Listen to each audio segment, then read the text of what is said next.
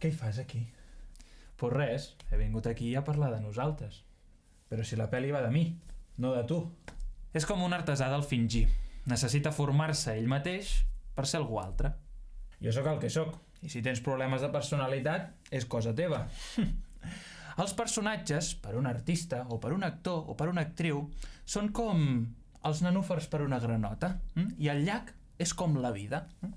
Els artistes es posen a sobre el nenúfar, i tenim nenúfars de diferents tipus, de diferents colors, de diferents formes, i al cap d'una estona doncs tornen a l'aigua. Els mags, en canvi, són com granotes amb sobrepès. Enfonsem el nenúfar fins al fons del llac.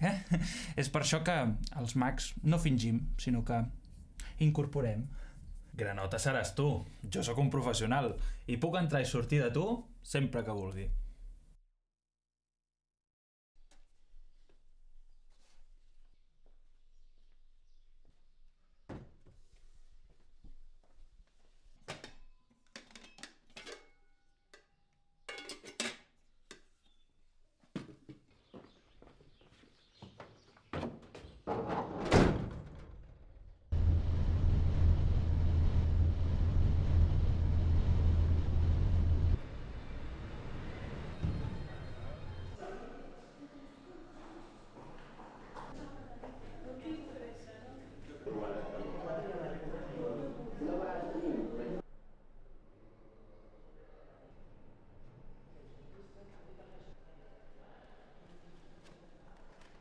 El meu nom és Lluc, seré l'encarregat i el guia que us acompanyarà a través d'aquest viatge que farem des de la prehistòria fins a l'època romana. I us haig de confessar que a part de ser el vostre guia, també sóc mag, i per tant aquesta visita, a part de ser educativa, també serà màgica, misteriosa, i fins i tot necessitaré la vostra participació en alguns moments. El que es veu a l'escenari és una part molt ínfima de tota la nostra feina. Nosaltres, com a artistes, ens passem el dia analitzant els nostres jocs, en quins jocs la gent reacciona més, i a partir d'aquí traient el millor i buscant la millor part perquè quedi un espectacle fantàstic, màgic, en tots els sentits.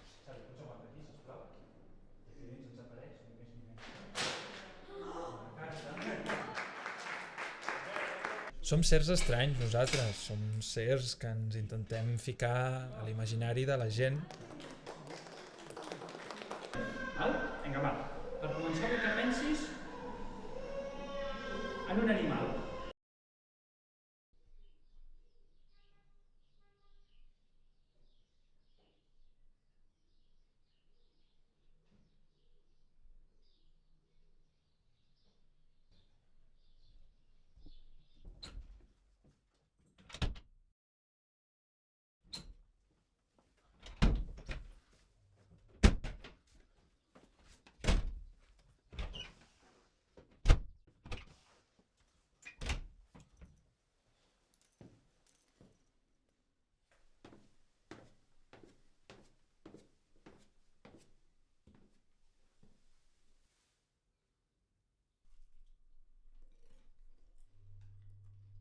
El personatge és una exageració i una caricatura de la persona que hi ha darrere.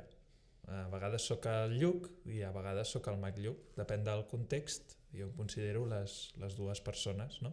I jo crec que també és una mica això, l'essència de la màgia, no? Confondre i jugar amb aquest doble paper. Jo em vaig fer mag gràcies al meu germà, que un dia em va fer un joc de mans amb una baralla de cartes, molt simple, i jo em vaig quedar bocabadat. Des d'aquell dia em vaig obsessionar i recordo especialment a la meva besàvia, que va ser de les primeres persones que li vaig començar a fer els primers jocs de mans, i jo estic segur que al principi se'n veia tot, però ella va ser dels millors públics que he tingut mai, perquè encara que se'n veiés m'aplaudia i m'animava a seguir.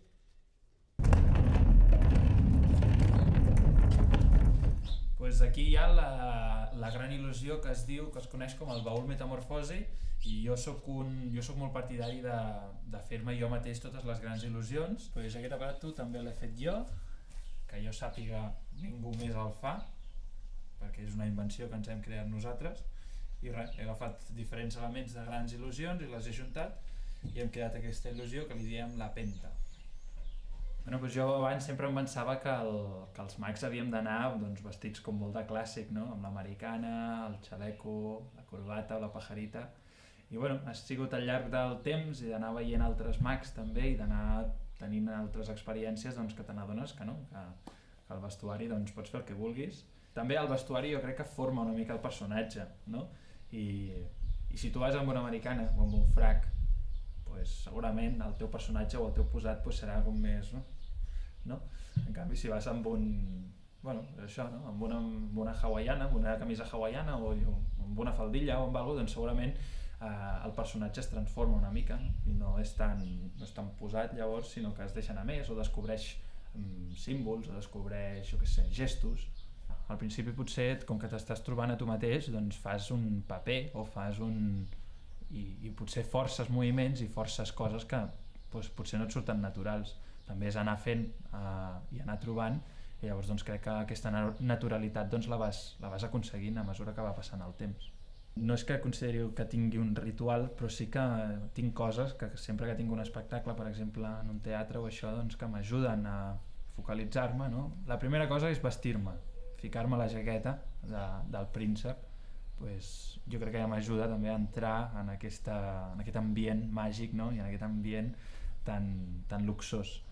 I llavors també m'agrada, per exemple, escoltar les cançons que poso a la sala. Mentre la gent va entrant en el teatre, doncs la música que sona doncs, a mi em transporta, no? en començar l'espectacle i en donar el millor.